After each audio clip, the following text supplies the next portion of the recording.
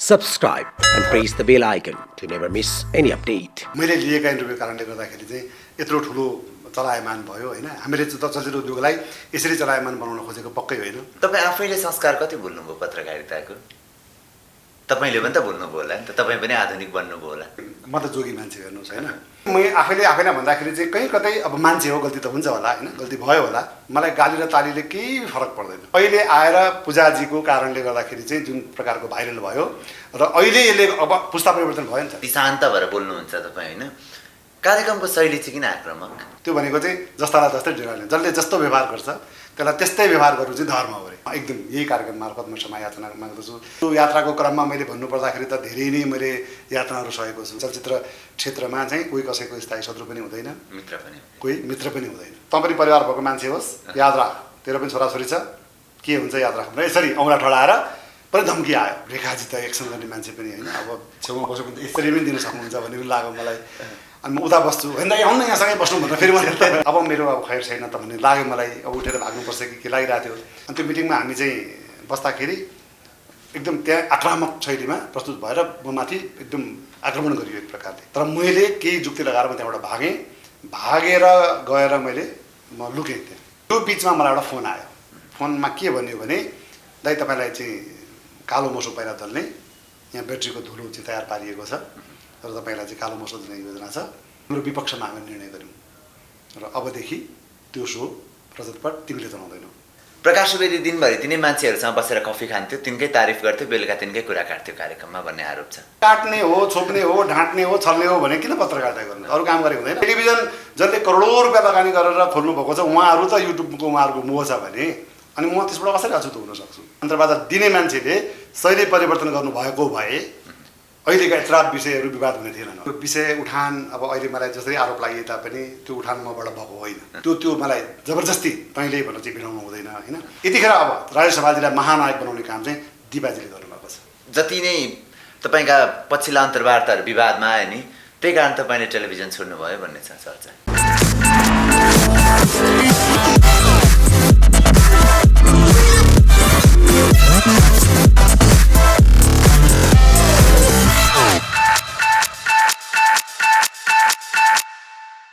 क्यारा नेपाल तपाईँ हेरिरहनु भएको छ। क्या नेपाल टिम आज अलिक फरक र विशेष कुराकानी गर्नको लागि उपस्थित भएको छ। तपाईँले मसँगका धेरै चलचित्रसँग जोडिएका कलाकार, निर्देशक, निर्माताहरूका कुराहरू सुन्नुभयो। आज चाहिँ म आफ्नो जीवन नै चलचित्र पत्रकारितामा समर्पित गर्नुभएको एकजना व्यक्तित्वसँग उपस्थित भएको छु, जसका अन्तर्वार्ताहरू तपाईँले धेरै हेर्नुभयो, अन्तर्वार्ताहरू धेरै सुन्नुभयो। देशका दिग्गजदेखि अहिले स्थापित हुने कोसिसमा रहेका कलाकारहरूसम्मका अन्तर्वार्ता उहाँसँग तपाईँले हेर्नुभयो, सुन्नुभयो। उहाँ जस्तो हुनुहुन्छ, जे छन् प्रश्नहरू सिधा प्रश्न गर्न रुचाउनुहुन्छ। त्यसकारण आज म पनि उहाँसँग सिधा प्रश्न गर्ने कोसिस गर्छु।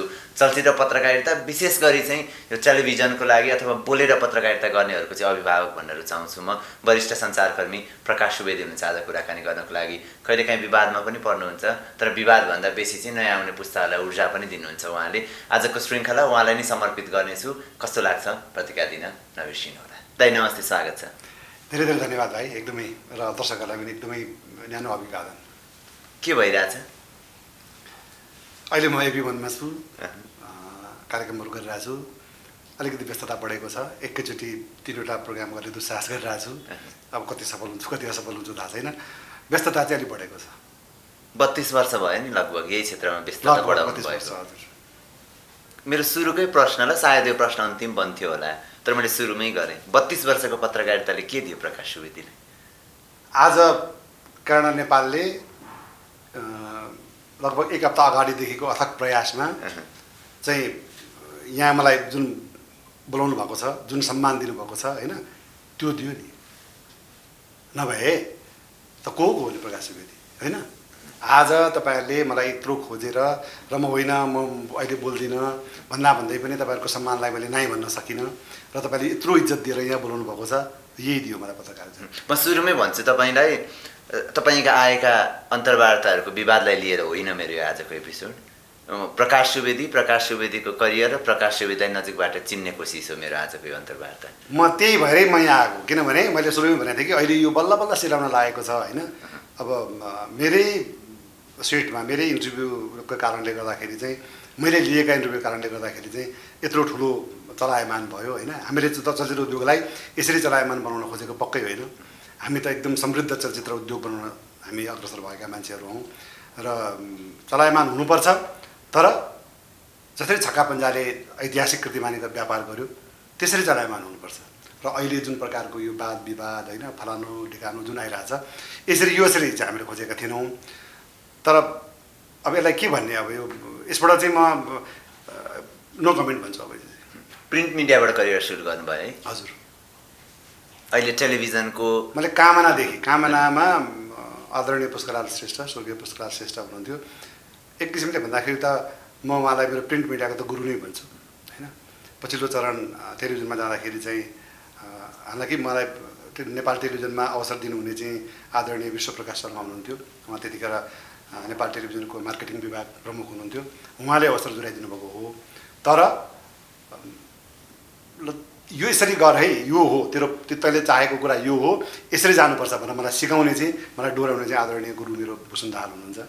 र उहाँकै प्रशिक्षणमा हुर्किएर र आज कम्तीमा पनि जतिले धेर थोर 100-200 जतिले चिन्नुहुन्छ त्यसको त्यसको श्रेय चाहिँ आदरणीय भूषण दाहालले जान्छ। एकचोटि 32 वर्ष अगाडि फर्क्यौँ, त्यो बेलाको पत्रकारिता कस्तो थियो? त्यहाँ माथि रङ्ग पत्रकारिता अझ रङ्गीन बनाउने हुँदाखेरि चाहिँ त्यो नेपालमा थिएन। त्यसलाई यहाँ फोटो खिचिसकेपछि त्यसको डिजाइन गरेर त्यो चाहिँ कुरियर गरेर इन्डिया पठाउनु पर्थ्यो। इन्डियामा त्यो सेपरेसन भन्थ्यो, कलर सेपरेसन भएर आइसकेपछि अनि यहाँ बल्ल छापिन्थ्यो। अहिले त एकैचोटिमा 7 कलर निस्किने मेसिनहरू पनि छन्। त्यो बेलामा त एक कलर छाप्यो, एक कलर छाप्यो, सुक्यो, त्यसपछि फेरि त्यसमा त्यसै गरी राख्यो, अनि अर्को कलर गयो, त्यसै गरी 4 कलरमा त्यो छापेपछि बल्ल रङ्गीन पत्रिका हुन्थ्यो। त्यो पिरियड थियो क्या त्यतिखेर जान्ने। अहिले त एकदमै सजिलो छ। अहिले त्यतिखेर त्यो एउटा कामना निकाल्नलाई लगभग 1 महिना मेहनत गर्नु पर्थ्यो त्यतिखेर। तर आज हामीले ल पत्रिका भोलि निकाल्नु त भन्दाखेरि त्यस्तै हो भने हामी 3 दिन 4 दिन 1 हप्ताभित्रमा त राम्रो पत्रिका निकाल्न सक्छौँ, फुल कलर गरेर यी नेपालमै। भनेपछि त्यो कालखण्ड थियो क्या हामीले त्यो काम गर्दाखेरि। अब यो सबै सोच्दाखेरि चाहिँ अब प्रविधि छिटो आएको हो कि हामी बुढो भएको हो कि म बुढो भएको हो कि अन्य लाग्छ। जोस चाहिँ बुढो भएको छैन, उमेर हुनसक्छ।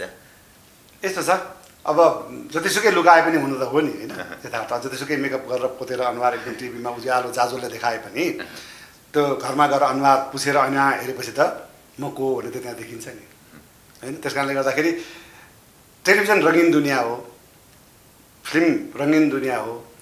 अब त्यहाँ राम्रो तरिकाले प्रेजेन्ट हुनलाई हामीले धेरै चिज मिलाउनु पर्ने हुन्छ। जस्तै एफएममा बोल्दाखेरि आवाज, भाइको आवाजको म एकदमै फ्यान हो होइन। थ्याङ्क यू दाइ। अनि भाइको त्यो आवाज मात्रै भयो भने पनि एफएममा सकिन्छ। तर टेलिभिजनमा देख्नलाई चाहिँ के चाहिन्छ भने हरेक कुराको त्यहाँ सबै कुरा मिल्नुपर्ने रहेछ होइन। अनि त्यस कारणले गर्दा अलिकति बढी मेहनत टेलिभिजनमा पर्छ, किनभने त्यो संसारले हेर्दाखेरि पनि राम्रो देखिनु पऱ्यो। तर जेसुकै होस्, अब उमेर जतिसुकै डाँडा काटे पनि जब अन्तिममा घरमा जान्छौँ सो सकेर घरमा गएर जब हामी हातमुख धुन्छौँ, पुस्छौँ अनि ऐना हेर्छौँ अनि वास्तविक आफूलाई त्यहाँ निहाल्छौँ, होइन त यो होस् नि भन्ने हुन्छ। तपाईँले भन्न खोजेको जसरी टेलिभिजन प्रस्तुताहरू होस् अथवा हामी युट्युबमा काम गर्छौँ, हामी युट्युब प्रस्तुताहरू अथवा सिनेमामा काम गर्ने मान्छेहरू जति रङ्गीन देखिनुहुन्छ जीवन त्यति नै रङ्गहीन छ? त्यसरी पनि व्याख्या नगर्नु, त्यसरी व्याख्या गर्न मिल्दैन यसलाई। हामी रङ्गीन नै हौँ मान्छेहरू, हामी रङ्गीन हौँ। किनभनेदेखि त्यो भाइले प्रश्न उठाउन खोजेको त्यो दुःखदायी यात्रा हरेक सङ्घर्षलाई नि दुःखको रूपमा त्यसलाई चाहिँ ब्ल्याक एन्ड व्हाइट रूपमा हेर्नै हुँदैन। हरेक चिजमा रमाउन जानुपर्छ, हरेक चिजमा होइन। सङ्घर्ष कसले गर्दैन र? आज भनौँ न भाइले भन्नुभयो म 32 वर्ष मेरो यात्रा जारी छ अहिले पनि होइन।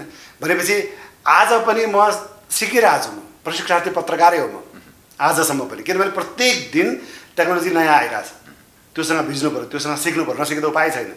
भनेपछि कोही आज यहाँ म त के देख्छ भने कोही वरिष्ठ पनि छैन, कोही कनिष्ठ पनि छैन, हामी समान पत्रकार हौँ होइन, समान काम गरिरहेको छौँ हामी। त्यस कारणले भाइ पनि सिकिरहेको हो, म पनि सिकिरहेको हो। त्यस कारणले हरेक चिजमा, फिल्ममा पनि यही हो, हरेक पलमा मान्छे सिकिरहेको छ। त्यस कारणले म त यो उसलाई एकदम जहिले पनि म प्रशिक्षार्थी पत्रकारको रूपमा लिन्छु। 32 वर्षको तपाईँको यात्रामा प्रविधि बाहेक के बद्यो पत्रकारितामा? गम्भीर प्रश्न हो यो चाहिँ। जस्तै के हो भने जुन बेलामा कामनामा काम गर्दाखेरि चाहिँ मैले सबभन्दा पहिला जब करिश्मा महानन्दजीलाई देखेँ होइन, मैले सन्तान भन्ने फिल्मको प्रोडक्सन हाउस थियो सायद, त्यो चाहिँ हाम्रो स्वर्गीय निर्माता हुनुहुन्थ्यो कान्छीको भगवान दास श्रेष्ठ, स्वर्गीय उहाँको अफिसमा चाहिँ उहाँसँग मेरो पहिलो भेट हेर्दाखेरि मलाई त एकदम स्वर्गको परिया जस्तो लाग्यो क्या मलाई। उहाँको त्यो ड्रेसअप, उहाँको त्यो एकदम हेर्दाखेरि चाहिँ भयङ्कर मलाई त्यतिखेर चाहिँ एकदम म कहाँ एकदम स्वर्गको अप्सरासँग चाहिँ बसिरहेको छु त्यो एक प्रकारको फिल भयो र कालान्तरमा पुस्ताहरू परिवर्तन हुँदै गए होइन। तर मलाई के लाग्छ भने नि एउटा कटु यथार्थ चाहिँ के हो भने त्यो बेलामा चाहिँ एक प्रकारको अनुशासन थियो जस्तो लाग्छ पत्रकारितामा। अहिले चाहिँ अलिकति कहीँ कतै केही बाटो बिराएको हो कि कहीँ कतै अनुशासनहीन पो हामी भएका हौँ कि अलिकति अर्कै केही चिजले चाहिँ हामीलाई थिचेको पो हो कि मिचेको पो हो कि त्यस्तै कलाकारहरूमा पनि त्यो पहिलाको हाम्रो जुन संस्कारहरू अलिकति बिस्तारै लोप हुँदै गएको हो कि हामी ज्यादा आधुनिक पो बन्न खोजेका हौँ कि होइन हो ती कुराहरूले चाहिँ गर्दाखेरि अलिकति यो प्रश्नलाई उत्तर दिँदाखेरि चाहिँ धेरै बेर धेरै नै दिनुपर्ने हुन्छ। त्यस कारणले आजलाई यति नै भन्नु यस विषयमा चाहिँ। तपाईँ आफैले संस्कार कति भुल्नुभयो पत्रकारिताको? तपाईँले पनि त भुल्नुभयो होला नि त, तपाईँ पनि आधुनिक बन्नुभयो होला। यस्तो छ आधुनिक भन्दा पनि म त जोगी मान्छे हेर्नुहोस् होइन। अहिले पनि म संस्कृतको विद्यार्थी, म गुरुकुलमा बसेँ। त गुरुकुलमा हामी 4 बजे उठ्नु पर्थ्यो र गुरुकुलीय संस्कृति कस्तो हुन्छ भने भाइलाई थाहा छँदैछ होइन। त्यस कारणले त्यो संस्कारमा हुर्केको मान्छे र मलाई कहिले पनि भयङ्कर ठुलो केही इच्छा भएन क्या जिन्दगीमा, कहिले पनि मलाई यो भए हुन्थ्यो भन्ने कहिल्यै भएन। तर ईश्वरको कृपा म माथि यस्तो रह्यो, बुवा आमाको आशीर्वाद यस्तो रह्यो, साथीभाइहरूले यस्तो सहयोग गर्नुभयो कि जे मैले सोचेँ सब पाउँदै गएँ क्या मैले। एकदमै म आभार व्यक्त गर्छु, एकदम धन्यवाद ज्ञापन गर्छु परमपिता परमात्मालाई, मेरो पूजनीय बुवा आमाहरूलाई, मेरा साथीभाइहरूलाई, सबैलाई म धन्यवाद दिन चाहन्छु, कृतज्ञता अर्पण गर्न चाहन्छु, आभार व्यक्त गर्न चाहन्छु। मैले सोचेको कुरा मैले पाइरहेछु अहिले होइन। भनेपछि अब मेरो जुन संस्कार थियो, म जोगीपना थियो, आजसम्म पनि मेरो त्यही छ। त्यस कारणले गर्दाखेरि म त्यो अनुशासन बाहिर रहेर मैले केही काम गरेँ या म पनि अलिकति आधुनिक भएँ भन्ने कुरामा चाहिँ मलाई चाहिँ लाग्दैन। तर यस्तो छ कि आफूलाई नलागेको कुरा अर्काले देखेर मूल्याङ्कन गरेर हुन्छन्। त्यस कारणले गर्दाखेरि तपाईँहरूले जे देख्नु भएको छ तपाईँहरूले मूल्याङ्कन गर्ने कुरा हो। त्यस कारणले मैले आफैलाई भन्दाखेरि चाहिँ कहीँ कतै अब मान्छे हो, गल्ती त हुन्छ होला होइन, गल्ती भयो होला, तर जाने बाटो चाहिँ आजसम्म बिराएको छैन। तपाईँले बिचमा एउटा कुरा भन्नुभयो होइन, मैले जे सोच्दै गएँ त्यही त पुरा हुँदै गयो होइन। मान्छेले जे सोच्यो त्यही पुरा हुँदै गयो भने त सफलता एउटा होला होइन। मात्तिन्छ नि मान्छे सोचेको हरेक कुरा पुग्दा त। यस्तो छ अब भाइहरूले यतिका दिनदेखि मलाई देखिनु भएको छ नि, कहीँ कतै एउटा उदाहरण भन्नु यो मात्तिएको छ भन्ने आज एउटा उदाहरण दिनुहोस् न त। मलाई चाहिँ म कहिल्यै पनि म दुईवटा कुरा क्या आत्तिने र मात्तिने दुइटै गर्दिनँ क्या। मलाई गाली र तालीले केही फरक पर्दैन, म दुइटै कुरालाई आशीर्वाद दिने मान्छे हो। मलाई जति गाली गर्नुहोस् त्यो पनि मेरो लागि मार्गदर्शन हो, आशीर्वाद हो, र जति ताली बजाउनुहोस् त्यो त मेरो लागि त ऊर्जा हुँदै हो होइन। त्यस कारणले गर्दाखेरि म गालीमा भयङ्कर मात्तिहाल्ने, गालीमा भयङ्कर आत्तिहाल्ने र तालीमा एकदम मात्तिहाल्ने, त्यो दुवै मसँग हुँदैन। त्यस कारणले गर्दाखेरि दुवैलाई मैले समान रूपमा मैले भने दुवै आशीर्वाद हुन् मेरो लागि। त्यस कारणले म कहिले मात्ते जस्तो मलाई लाग्दैन। तर यद्यपि अब मान्छे हुँ, गल्ती होला या मैले कहीँ त्यस्तो व्यवहार कहीँ गरेको भएदेखि म क्षमा पनि चाहन्छु। तर यो मूल्याङ्कन चाहिँ मैले भन्दा पनि तपाईँले गर्नुहुन्छ। तपाईँ भनिदिनुहोस् न त म मात्तिएको छु लाग्छ तपाईँलाई? तपाईँका शैलीहरूमा सायद पुरानै शैली हुन् होइन, तर प्रश्नहरूमा चाहिँ आधुनिकता देखिन्छ अहिले हाम्रो पुस्ताले जुन गरिरहेको छ नि प्रश्नहरू कतिपय अवस्थामा, तपाईँमा पनि त्यही देखियो भने धेरैको चाहिँ हुन्छ। प्रकाश सुवेदीबाट ती प्रश्नहरू चाहिँ अलिकति अपेक्षाकृत हुँदैनन् कि भन्ने पनि हुन्छ कतिको। यस्तो कतिले चाहिँ मलाई मेरो गुरुले के सिकाउनु भएको छ भने टेक्नोलोजी परिवर्तन भएपछि होइन मलाई त्यही चाहियो भनेर खोज्नु हुँदैन, त्यही टेक्नोलोजीसँग आफू रमाउनु जान्नुपर्छ, त्यसमा भिज्न सक्नुपर्छ भन्नुभएको छ। अब अहिले मैले सरसर्ती हेर्दाखेरि आफूलाई टिकाइराख्नलाई पनि केही परिवर्तन चाहिँ गर्नुपर्ने रहेछ होइन। त्यस कारणले गर्दाखेरि अब यदा कदा म विचलित भएँ होला होइन, अब त्यो काहीँ न काहीँ होला त्यस्तो भएँ होला। तथापि जानेर बुझेर भन्दा पनि त्यो चाहिँ अन्जानमा भयो कि त्यस्ता कुराहरू चाहिँ अब ठिक छ। त्यसो अहिले अब भाइले हेर्ने दृष्टिकोणमा के भयो भनेदेखि आकाश जमिनको फरक भयो नि त। अब मेरो उमेरको हिसाबमा पनि होइन, अब छोरा समानको भाइ, त्यस कारणले गर्दाखेरि अब छोरालाई भाइ भन्नु त्यस कारणले गर्दाखेरि चाहिँ अब त्यो हेर्ने दृष्टिकोणमा चाहिँ होइन, अब यो चाहिँ अलिक मात्तिएको हो कि भन्ने लाग्न पनि सक्ला। किनभने त्यो चाहिँ समयको खेल रहेछ क्या, त्यो समयको बहावमा कहिलेकाहीँ बग्नु पनि पर्दो रहेछ। यस्तो पनि उदाहरण दिन्छन् शैलीलाई लिएर चाहिँ अथवा तपाईँले गर्न प्रश्नहरूलाई लिएर चाहिँ हाम्रो सदैव बलिउडमा कम्पेरिजन हुन्छ कि बलिउडमा करण जोहर छ अरे कि नेपालमा प्रकाश सुवेदी छ अरे कि नितान्त व्यक्तिगत भएर प्रश्नहरू सोध्न सक्ने म एकदम ढाँटी भनौँ प्लिज मैले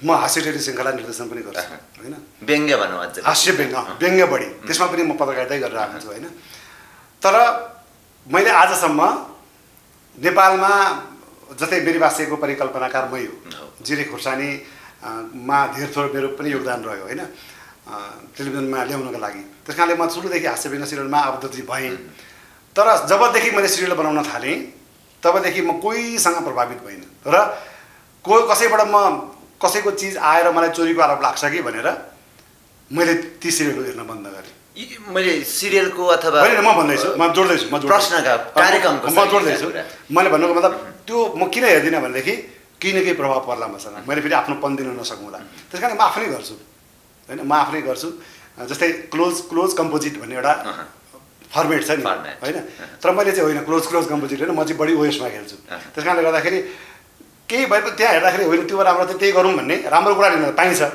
तर आफै चाहिँ फलानुबाट चोर्यो भनेर चाहिँ प्रोग्राममा समीक्षा गर्ने अनि आफै चाहिँ अनि अरूबाट कपी गरेर त्यो चाहिँ देखाउँदाखेरि चाहिँ त्यो आरोप लाग्ला भनेर ल म भरसक चाहिँ नहेरौँ एकदमै चर्चामा भयो यो चाहिँ भयङ्कर उ भयो भनेदेखि त्यो चाहिँ हेरिन्छ यता कता अब जहाँसम्म करण जोहरको कुरा छ एक त म संस्कृतको विद्यार्थी म अङ्ग्रेजी बुझ्दिनँ एकदम ध्रुव सत्य कटु सत्य हो यो होइन अङ्ग्रेजी बुझ्नलाई मलाई अर्को दोभाषा चाहिन्छ त्यस कारणले गर्दाखेरि सेटहरू हेरेँ होला मैले प्रोग्राम चट्ट आउँदाखेरि अनिहरू हुँदाखेरि यदा कदा त्यो हेरेँ होला म बुझ्दिनँ त्यो भाषा एउटा कार्यक्रमको म चाहिँ मैले नजाने पनि मेरा छोराछोरीहरूको सहयोगमा मेरो साथीभाइहरूको सहयोगमा मैले त्यो के भनेको भनेर मैले बुझ्न चाहेँ अलिकति मैले सेन्स पनि लगाएँ अलिकति आवाज पनि पाएँ मैले त्यो एकचोटि करण जोहरको त्यो आलिया भट्टवाला इन्टरभ्यू चाहिँ हेरेको थिएँ मैले होइन त्यहाँबाट चाहिँ केही सिकेँ मैले त्यहाँ सिकेँ जस्तै अहिले मलाई भाइले आरोप लगाउनु पनि के अरे अलिकति कहीँ माथिएको हो कि अहिलेको त्यो चिजलाई छोडेर चाहिँ आफ्नोपन छोडेर चाहिँ अहिलेको फेरि युवा पुस्तामा हामी जस्तै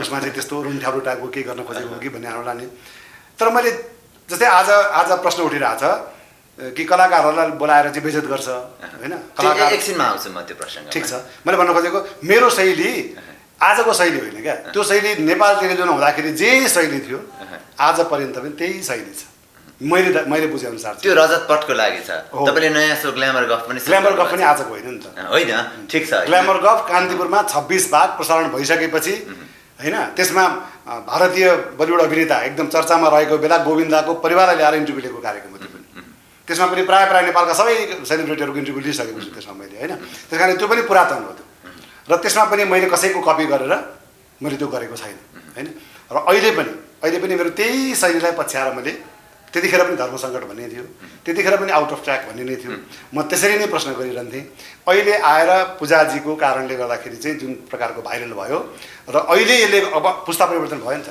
त्यो प्रोग्राम नहेर्ने त्यतिखेर युट्युब थिएन त्यहाँदेखि युट्युबमा अपलोड भएको भए यसको यो रहेछ भन्ने हुन्थ्यो नभएको कारणले गर्दा चाहिँ यो नयाँ आयो यो चाहिँ यसमा अब माथ्यो भन्ने लाग्ला स्वाभाविक हो त्यो पनि त्यस कारणले गर्दा म परिवर्तन भएको छैन होइन र मैले त्यो फलानुबाट कपी गरेर यो प्रोग्राम चलाएको भन्ने पनि होइन र मैले भनिहालेँ म अङ्ग्रेजी बुझ्दिनँ त्यो अङ्ग्रेजीमा चल्ने प्रोग्रामहरूबाट म कपी भएर म यस्तै गर्छु भनेर मैले त्यस्तो सोच बनाएको पनि छैन बनाउनेवाला छैन म देशकाल परिस्थिति जे हुन्छ मेरो कुनै तयारी पनि हुँदैन मैले यो प्रश्न सोध्छु भनेर पनि बसेको हुँदैन त्यस कारणले म भाइहरू जस्तो भाँति पुरा बोल्न पनि जान्दिनँ तपाईँले यति धेरै आध्यात्मका कुराहरू सुनाउनु भयो तपाईँ त्यही गुरुकुलमा हुर्किएको विद्यार्थी हुनुभयो यति शान्त भएर बोल्नुहुन्छ तपाईँ होइन कार्यक्रमको शैली चाहिँ किन आक्रामक यस्तो छ अब आक्रामक छ र भनेको त्यसै भन्छन् भाइलाई कस्तो लाग्छ यदा कदा हुनसक्छ शैली आक्रामक संस्कृत पढेको विद्यार्थी हो फेरि त्यो संस्कृतमै मेरो त्यो उदाहरण पनि आइहाल्छ 60-60 समाचरित भन्छ क्या भनेको त्यसलाई ठिक नेपालीमा चाहिँ जस्तालाई तस्तै ढिँडालाई निस्तै होइन अझै त्यसको मनुस्मृतिको एउटा श्लोक पनि भनिदिउँ यस्मिन् यथा वर्तते यो मनुष्य तस्मिन् यथा वर्ततिव्यम सधर्म भन्छ क्या त्यो भनेको चाहिँ जस्तालाई तस्तै ढिँडालाई जसले जस्तो व्यवहार गर्छ त्यसलाई त्यस्तै व्यवहार गर्नु चाहिँ धर्म हो अरे अब हाम्रो रोजीरोटीमाथि नै कसैले प्रहार गर्छ भनेदेखि चाहिँ कहीँ कतै होइन वेद पढ्ने विद्यार्थी भए तापनि शुद्ध वेदी भए तापनि सुवेदी भए तापनि त्यो बेला पुरुष त हो नि होइन आउँछ नि कता कता भावना चित्त पनि दुख्छ नि त कसैलाई हामीले सघाएको छौँ कसैको उत्सवमा हामी रमाएका छौँ अरूले कमाउँदाखेरि हामी त्यसमा होस्टेलमा हैँसे हामीले गरेका छौँ होइन 100 दिन मनाउने चलचित्रहरू 51देखि लिएर 100 दिन रजत जयन्ती मनाउने चलचित्रहरू या एकदम रेकर्ड तोड बिजनेस गर्ने चलचित्रहरूमा धेरै थोर हाम्रो पनि त योगदान छ नि हामी उहाँहरूको झोली भर्छौँ भने अनि हाम्रो रोजीरोटीमाथि चाहिँ कसैले लात हान्छ भने त्यतिखेर मेरा प्रस्तुतिमा कहीँ कतै आक्रामक भयो होला तर म एकदम यही कार्यक्रम मार्फत म क्षमा याचना माग्दछु सबैसँग अब त्यस्तो त्यो तपाईँलाई पनि सबैलाई आउँछ होइन तपाईँलाई पनि आउला किनभने भनिहालेँ नि आवेशमा मान्छेले बेद पढ्दैन अब त्यो भयो होला तर म त्यसमा सुधार्ने प्रयास गर्नेछु एकदमै अब प्रकाश सुवेदी भनेर नाम लिएपछि अहिले चाहिँ अङ्कल भयो तर रजत पट कहिल्यै छुट्दैन तपाईँको पहिचान हो त्यो यसको सुरुवातको कुरा गरौँ न कन्सेप्ट के थियो खासमा सुरुवात गर्दाखेरि र एउटा कार्यक्रमलाई ब्रान्ड बनाउन कतिको सहज असहज छ हाम्रो क्षेत्रमा त्यो रजत पटको कुरामा चाहिँ के थियो भने यसको अलि लामै कथा छ फेरि अब यो कति प्लिज सुनौँ हामी तपाईँको पुरै एपिसोड म नेपाल टेलिभिजनमा कार्यक्रम चलाइरहेको थिएँ र नेपाल टेलिभिजनमा के थियो भनेदेखि चाहिँ बाहिरबाट कार्यक्रम दिनुपर्ने अनि त्यो कार्यक्रम चाहिँ टेन्डर आह्वान हुन्थ्यो अनि त्यो टेन्डर आह्वानमा हामीले मिट गरेर टेन्डरमा बोलकबोल भएर जसलाई पर्छ त्यसले प्रोग्राम चलाउनु हुन्थ्यो किनभने माध्यमहरू थिएन टेलिभिजन मात्रै थियो त्यस कारणले गर्दाखेरि त्यो एकदम हारालो हुन्थ्यो त्यहाँ त्यो क्रममा हामीले पनि त्यहाँ कार्यक्रम टेन्डर फर्म भरेपछि हामीले कार्यक्रम पाएर चलाउन थाल्यौँ त्यहाँ चाहिँ के थियो भने त्यतिखेर 10,000 रुपियाँ हामी तिर्थ्यौँ टेन्डरको त्यहाँ प्रोग्राम चलाए बापत हामीले उल्टा दिनु पर्थ्यो त्यसको मार्केटिङ हामी आफै गर्नु पर्थ्यो अब हामीलाई दोहोरो के थियो भने एक त हामीले 10,000 रुपियाँको विज्ञापन खोज्नै पर्ने अब हामी सृजनामा लागेर प्रोग्रामलाई राम्रो बनाउन जाने कि त्यसको मार्केटिङ गर्न जाने क्या त्यतिखेर किन एकदम दुःख सुख प्रोग्राम हामी चलाइरहेको थियौँ छोड्ने मैदान छोडेर भाग्ने कुरा आउँदैन थियो यसै क्रममा आदरणीय भूषण दाईसँग पहिलेदेखिको हाम्रो चिन्जान थियो करिश्माजीसँग एकदमै नजिक थियौँ हाम्रो विनोदजीसँग एकदम नजिक हामी लगभग सँगसँगै बस्थ्यौँ गोदावरीमा त्यो क्रममा चाहिँ एक दिन राति एउटा सानो गेट टुगेदर थियो गेट टुगेदरमा आदरणीय भूषण दाई भाउजूहरू सबै आउनु भएको थियो हामी पनि परिवारसहित थिएँ करिश्माजी विनोदजी हुनुहुन्थ्यो करिश्माजीको घरको कुरा गर्दैछु त्यहाँ चाहिँ पुरै कुरामा के अहिले के छ भन्दाखेरि म टिभीमा यसरी प्रोग्राम चलाइरहेको छु भनेर दाई अनि के छ त त्यहाँ कति के भइरहेको छ राम्रो छ भन्दाखेरि 10,000 रुपियाँ मैले तिरेर म प्रोग्राम चलाउँछु र कार्यक्रमको सृजनालाई कार्यक्रमलाई राम्रो बनाउँ भन्दा पनि विज्ञापन खोजेर कसरी त्यहाँ सस्टेन हौँ भन्ने मात्रै ध्यान रहन्छ दाइ भनेर भन्दाखेरि मैले तँलाई 10,000 रुपियाँ दिएँ भने त आउँछस् त हाम्रोमा भन्नु त्यतिखेर भूषणलाई कान्तिपुरमै हुनुहुन्थ्यो अनि त्यतिखेर कान्तिपुर चाहिँ यो हाम्रो भ्यालीमा मात्रै सीमित थियो मेट्रो थियो त्यतिखेर अनि उहाँले त्यसरी भनेपछि मेरो लागि त अहोभाग्य थियो त्यो त होइन अनि हुन्छ दाइ भने त्यतिखेर हाम्रो सिनेमा सायद के कार्यक्रम गरिरहेको थिएँ म हिटमिक्स फिल्म नगरी के हुँदै त्यतिखेर आइपुग्दाखेरि हाम्रो सिनेमा थियो जस्तो लाग्छ मलाई त्यतिखेर दाइले मलाई भन्दाखेरि चाहिँ अनि त्यतिखेर अब हुन्छ भनेर म एकदम खुसी भएँ अब भूषण दाई जस्तो व्यक्तित्वले मलाई ल म तँलाई उल्टा पैसा दिन्छु ल आइज भन्नुहुँदा म त एकदम विशुद्ध सृजनामा लाग्ने भयो नि त मलाई विज्ञापनको टेन्सन भएन नि त मैले खोजेको त्यही थिएँ त्यस कारणले गएँ तर त्यति सहज बाटो रहेनछ त्यो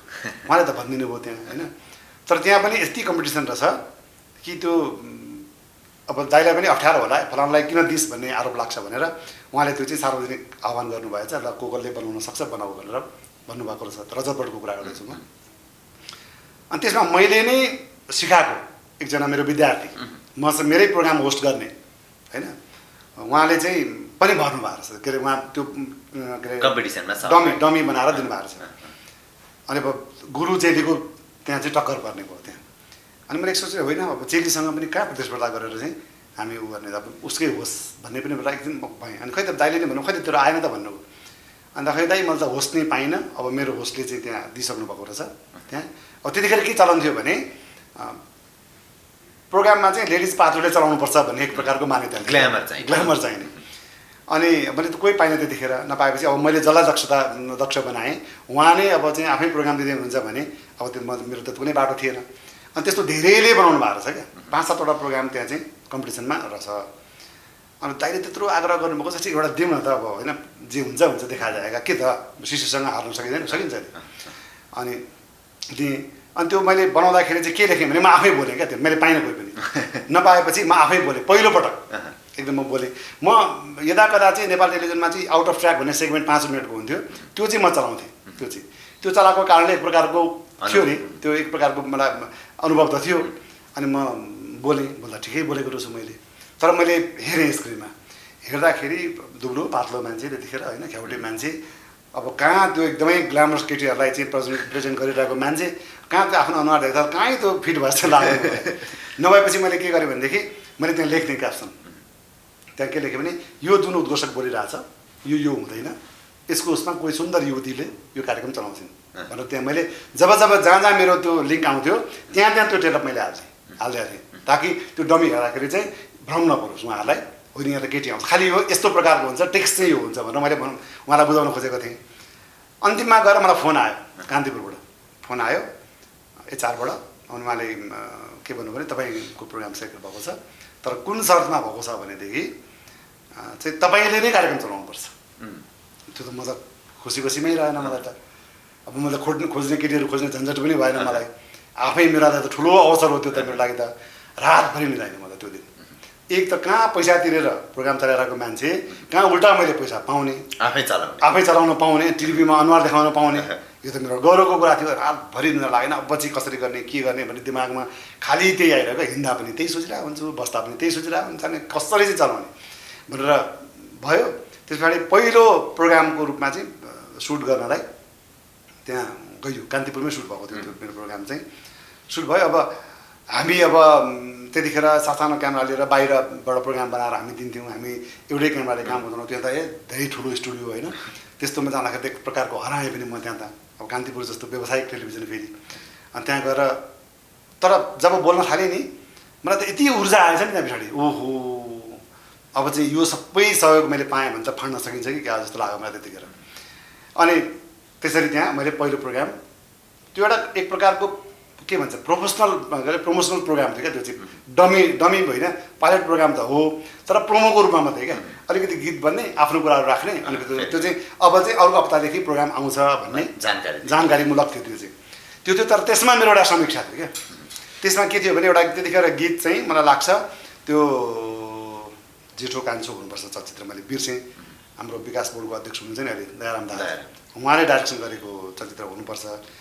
त्यसमा एउटा गीत थियो क्या, बल्ल बल्ल भेट भयो सम्धिनी भने, यहाँलाई याद छ भने भनिदिनुहोस् कुन चलचित्र हो होइन, ठ्याक्कै याद भएन। त्यो बल्ल बल्ल भेट भयो सम्धिनी भन्ने चाहिँ त्यसमा एउटा गीत थियो, त्यो गीतको समीक्षा गरेँ मैले। कसरी गरेँ भनेदेखि त्यहाँ त्यो गीतमा सम्धि र सम्धिनीको कुरा थियो र नेपाली संस्कृति अनुसार चाहिँ सम्धि र सम्धिनीको चाहिँ हाम्रो संस्कार के छ भने एकदम अगाडि नै देखा भर्सक नपर्ने एक प्रकारको प्रथा, एकले अर्कालाई सम्मान गरेको चाहिँ त्यो संस्कार हो नि त, परम्परा त थियो नि त्यो होइन। तर त्यो गीतमा चाहिँ के देखाइएको थियो भने एकदम क्या गर्लफ्रेन्ड बोयफ्रेन्ड टाइपको, त्यहाँ चाहिँ 12 बजे घडीलाई दम दिने अनि मौका मिले सम्धिनीलाई भेट्ने, त्यस्तै टाइपको मैले बिर्सेँ सबै कुराहरू, र त्यो टाइपको शब्दहरू, त्यो टाइपको कोरियोग्राफी होइन। अनि मलाई अलिकति यो संस्कारसँग हाम्रो परम्परा मूल्य मान्यतासँग चाहिँ अलिकति म्याच खाएन भनेर चाहिँ मैले त्यसको समीक्षा गरेँ। अलिकति यो भएर राम्रो हुन्छ, कहीँ नेपाली समाजको त्यस्तो संस्कृति छ, सम्धि र सम्धिनीको त संस्कार यो हो भने यो यसले हाम्रो यो चलचित्रको यो गीतले चाहिँ हामीलाई के गर्न खोजेको त, यो संस्कारविहीन बनाउन खोजेको कि यसलाई आधुनिक गरेर अब तिमीहरू यस्तो भयो भन्न खोजेको कि के गर्नु, यो संस्कार बचाउन खोजेको भनेर त्यो प्रकारको मैले प्रति प्रश्नहरू गरेर चाहिँ प्रोग्राम चलाएको थिएँ। त्यही चिज चाहिँ मा आक्रामक भयो, त्यही त्यो चिज होइन, अहिले भाइले भन्नु भने आक्रामक शैली भन्नु भने त्यो मैले सहज रूपमा यसरी नै बोलेर मैले भनिरहँदा पनि चाहिँ कर्मीहरूले चाहिँ के बुझ्नुभयो भने आक्रामक प्रस्तुति भयो भन्नुभयो। अनि के थियो भने त्यो बेलासम्म समीक्षाको खासै ट्रेन्ड थिएन। मैले अब त्यो यात्राको क्रममा मैले भन्नुपर्दाखेरि त धेरै नै मैले यात्राहरू सहेको छु होइन। आज भाइहरूलाई जुन प्रकारको सजिलो छ नि त्यो ताका चाहिँ यात्रा पक्कै पनि सहज थिएन, एकदमै कठिन थियो त्यो यात्रा, त्यो बेलाको यात्रा चाहिँ। अनि त्यो गरिसकेपछि भोलिपल्ट बजारमा यसरी चर्चा भयो पहिलो प्रोग्रामको, कतिले धेरै राम्रो भनेर पनि फोन गर्नुभयो होइन। सायद मोबाइल थिएन त्यतिखेर, सायद मलाई लाग्छ ल्यान्डलाइन, त्यो पनि घरपेटीको लाइनमा होला, घरपेटीसँग गएर चाहिँ फोन आयो भन्नेमा थियो, घरपेटी पनि वाक्पतिक्क हुनुभएको थियो क्या। फोन आयो भन्दाखेरि चाहिँ अब कति बोलाउने, यति धेरै मान्छेहरूले चाहिँ फोन गर्नुभयो, सब विषय गाँसिदिनुभयो, तर केही धम्कीका फोनहरू आयो क्या, फोनहरू आए। अन्त चलचित्र स्थललाई बदनाम गर्न खोजेँ, यहाँ गर्ने त्यहाँ गर्ने, त्यहाँबाट सुरु भयो क्या यातना। अब म उत्साहित हौँ कि निरुत्साहित हौँ क्या। अब त्यही चलचित्र कर्मीहरूको समीक्षा गरेर त्यही चलचित्रका गीतहरू बजाएर त्यही चलचित्रहरूका बारेमा जानकारीमूलक कार्यक्रम रिपोर्टहरू बनाएर देखाउने कार्यक्रमको ठेका लिएर मैले चाहिँ अभिभार पाएको छु मैले त्यो होइन ठेका पाएको छु। अब चलचित्रकर्मीहरूको पहिलो एपिसोडदेखि नै विरोध सुरु भयो अनि एक प्रकारको हतोत्साही पनि भएँ। तर धेरै साथीहरू यस्तो जोडिनु भयो, त्यही भएर मैले धन्यवाद दिइरहेको छु बारम्बार कि उहाँहरूले हौसला दिनुभयो मलाई, हौसला दिनुभयो होइन यसरी जानुपर्छ, हामी छौँ, केही पर्यो भने हामी छौँ भन्नुभयो। तर हामी छौँ त भन्नुभयो है, तर यस्तो हुँदो रहेछ क्या त्यो केमा भन्ने हुन्छ नि त्यो नेपाली उखान। अनि त्यही भयो आखिर साथ दिने मैले कोही पनि पाइनँ पछि गएर कालान्तरमा गएर चाहिँ, किनभने आज एकजना चलचित्रकर्मी हुनुभयो अर्को चलचित्रमा खुसी भयो त्यसलाई उडायो भनेर वाह ताली बजाउनुभयो, खुसी हुनुभयो, मलाई बधाई दिनुभयो, भोलि त्यही चिज उहाँलाई पऱ्यो क्या अनि उहाँ पनि मेरो विरोधी बन्न थाल्नुभयो। अनि त्यो विरोधीको ज्ञान ठुलो भयो अनि जे समीक्षा गरे पनि अनि चर्चा हुन थाल्यो। त्यतिखेर टेलिभिजन अहिले उपाय थिएन क्या, हेर्नु पर्थ्यो। अनि त्यस कारण सबै टिभीमा एकदम त्यो कुरेर बस्ने हेर्ने आजले के भन्छ भन्ने। तर दर्शकहरूमा चाहिँ सकारात्मक छाप के थियो भने यसले सही बोल्छ, यसले चलेकोलाई चलेको भन्छ, नचलेकोलाई चलेको पानी मागेन भन्छ। त्यस कारणले गर्दाखेरि यसले सही बोल्छ, यसको प्रोग्राम हेरेर अनि यसले फिल्म हेरेर जा भन्छ भने जाने, नजा भन्छ नजाने भन्ने टाइपको सम्म भयो क्या त्यो। अनि एक प्रकारको त्यताबाट ऊर्जा आयो। तर यताबाट प्रहार चाहिँ के भइरह्यो भने मलाई डेलिगेसन कान्तिपुरमा जाने र यसलाई हटासम्म भन्ने कालो मोसो दलिसम्मको चाहिँ क्रियाकलापहरू त्यहाँ हालाकि त्यो पुरा हुन सकेन, त्योसम्म पनि भयो त्यहाँ। म नाम लिन चाहन्न आज, म एकदम सबै मेरा साथीहरू हुनुहुन्छ संस्कृतमा फेरि पनि उदाहरण दिन चाहन्छु। मैले जहिले भन्न खोजेको छु कि चलचित्र क्षेत्रमा चाहिँ कोही कसैको स्थायी शत्रु पनि हुँदैन, कोही मित्र पनि हुँदैन। त्यस कारणले गर्दाखेरि आज त्यतिखेर शत्रु बन्नु होला, आज चरम बिन्दुको हामी मित्र छौँ। त्यस कारणले गर्दा म नाम कसैको लिन चाहन्न। तर मेरा अभिन्न मित्र भनिएका साथीभाइहरू पनि त्यतिखेर त्यो जुलुसमा सहभागी भएर कान्तिपुर जानुभएको छ र त्यहाँ डेलिगेसनमा चाहिँ यसलाई हटा, यसले गयो, यसले बर्बाद पार्यो, इन्डस्ट्री खतम पार्यो। जबकि हाम्रो काम भनेको चाहिँ भाइको काम भनेको चाहिँ हामीहरूले विकृतिहरूलाई चलचित्र क्षेत्रमा विकृतिहरूलाई चाहिँ राखिदिएर यो हुँदो रहेछ, यसबाट सप्रिनु पर्ने छ, अब यसलाई समुन्नत चलचित्र क्षेत्र बनाउनुपर्छ, विकसित चलचित्र क्षेत्र बनाउनुपर्छ, समृद्ध चलचित्र क्षेत्र बनाउनुपर्छ भन्ने चाहिँ यसबाट पाठ जान्छ भनेर हामीले समीक्षा गरेका हुन्छौँ। तर कर्मीहरूलाई चाहिँ त्यो बानी नपरेको, समीक्षा हुँदैन थियो। समीक्षा नभएपछि बानी नपरेपछि प्रहार हुन्थ्यो क्या। अब हुन पनि किनभने अब त्यत्रो लगानी गरेर फिल्म बनाउनु भएको छ अनि एउटा केटोले आएर चाहिँ टिभीमा बोलेर खतम पारिदिन्छ। अनि त्यो स्वाभाविक एउटा पत्रकारको हैसियत र कति रहेछ भन्ने पनि हो नि त फेरि। त्यही त हो। तर उहाँलाई अधिकांश सबै उहाँ हुनुहुन्थ्यो नि त त्यतिखेर। अब टेलिभिजन पत्रकारितामा त्यसरी बोल्ने त्यतिखेर म एक्लो थिएँ। अहिले पो भाइहरू सबै हुनुहुन्छ र साथ भएको छ र सबैतिरबाट कहीँ कतैबाट त्यसरी आक्रमण हुँदैन। अहिलेमा सबैले पचाइसक्नु भएको छ, बाँड्न पनि सक्छ, धेरै हुन्छ, मैले भोगेको छु, भाइले पनि भोग्नु भएको छ। कतिसम्मको भयो भने टेलिभिजनमै तँ पनि परिवार भएको मान्छे होस्, याद राख तेरो पनि छोराछोरी छ, के हुन्छ याद राख भनेर यसरी औँला ठडाएर पनि धम्की आयो। तर धम्की आएर त्यही धम्की हामीले प्रसारण गर्थ्यौँ क्या। त्यही धम्की पनि हामीहरूले यस्तो आएको छ भन्थ्यौँ, त्यो धम्कीलाई त्यहाँबाट हामी जवाफ दिन्थ्यौँ। त्योबाट आक्रामक लागेको हुनसक्छ कतिपयलाई। तर भोलिपल्ट बजारमा जाँदाखेरि तपाईँलाई फलाउन धम्की दिएको छ, केही प्रब्लम यो नम्बर चाहिँ मलाई सम्पर्क गर्नु होला भनेर धेरै दर्शकहरूले त्यसलाई साथ दिनुभयो, यति ऊर्जा दिनुभयो त्यतिखेर पनि मलाई। ल केही पऱ्यो भने फोन गर्नुहोस्, एक फोन, तपाईँलाई हामी केही हुन दिन्नौँ पनि भन्नुभयो त्यतिखेर। अनि त्यस्तै त हुँदै गयो होइन। अब कालो मोसो दल्नेका प्रसङ्गहरू पनि जसलाई मैले यति धेरै माया गरेँ, जसलाई सुटिङ हुँदाखेरि चाहिँ हामी पत्रकारिता हाम्रो हामी पत्रकार कोठा बाहिर हौँ तर घरभित्र त हामी परिवार छौँ नि, चलचित्रकर्मी अझै नजिक छौँ नि। भाइको सम्बन्ध कति नजिकताको छ कलाकर्मीहरूसँग। मेरो पनि त्यस्तै हार्दिकतापूर्वक धेरै कर्मीहरूसँग मेरो त्यस्तो सम्बन्ध रह्यो। मैले त भाइहरूको त अहिले पछिल्लो पुस्तासँग मात्रै आबद्ध हुनु, म त कति पुस्ता बिताएर आएँ त्यहाँ होइन। ती सबै पुस्तासँग मेरो एउटै राम्रो एक प्रकारको समान व्यवहार रह्यो क्या मेरो। त्यस कारणले हामी यस कुरामा चाहिँ मैले नाम लिनै पर्ने हुन्छ। म रेखा थापाजीको नाम लिन चाहन्छु यहाँ होइन। रेखा थापाजीको त्यतिखेर हिम्मत भन्ने चलचित्र चलिरहँदाखेरि हिम्मतै हुनुपर्छ होइन। अब अलिकति उमेरले पनि त्यो स्मरण शक्तिहरूले हराउँदै गएको हो कि होइन, हिम्मतै हुनुपर्छ मलाई लाग्छ। त्यसमा चाहिँ उहाँको डबल रोल थियो अनि हिम्मतै हो। अनि त्यसको समीक्षा मैले गरेँ र यो चाहिँ यो फलानु चलचित्रबाट चाहिँ दुईवटा चलचित्रसँग प्रभावित भएको छ भनेर समीक्षा गरेँ। तर रेखाजी र त्यो समीक्षा आइरहँदाखेरि हामी एउटा होटलमा थियौँ र रेखाजीले मलाई खाना खान निम्ता गर्नुभएको थियो। छविजी र रेखाजीसँगै हुनुहुन्थ्यो। मलाई डर लागिरहेको थियो। अब मैले बेलुका प्रोग्राम अनियर हुन्छ, त्यो प्रोग्राम पक्कै उहाँले हेरौँ भन्नुहुन्छ त्यहाँ, त्यही भएर टिभी जहाँ भएको छ त्यहाँ गएर मलाई खाना खान बोलाउनु भएको छ होइन।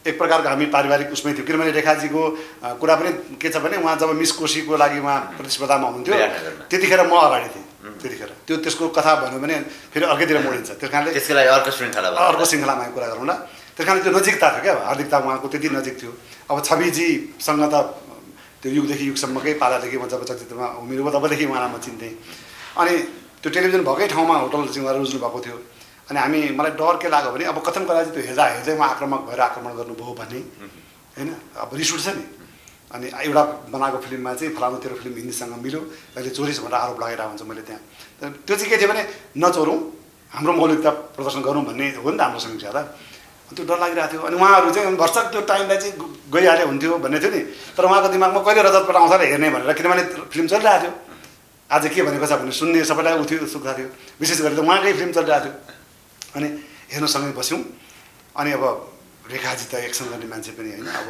छेउमा बस्यो भने त यसरी पनि दिन सक्नुहुन्छ भन्ने पनि लाग्यो मलाई अनि म उता बस्छु होइन दाइ आउनु यहाँसँगै बस्नु भनेर फेरि मैले तान्नुहुन्छ होइन अनि डराइ बसेँ क्या म बसेँ अनि त्यो जुन सिटमा बसेँ यसरी कुसन थियो क्या कुसन थियो अनि कुसनमा पनि यसो गरेँ क्या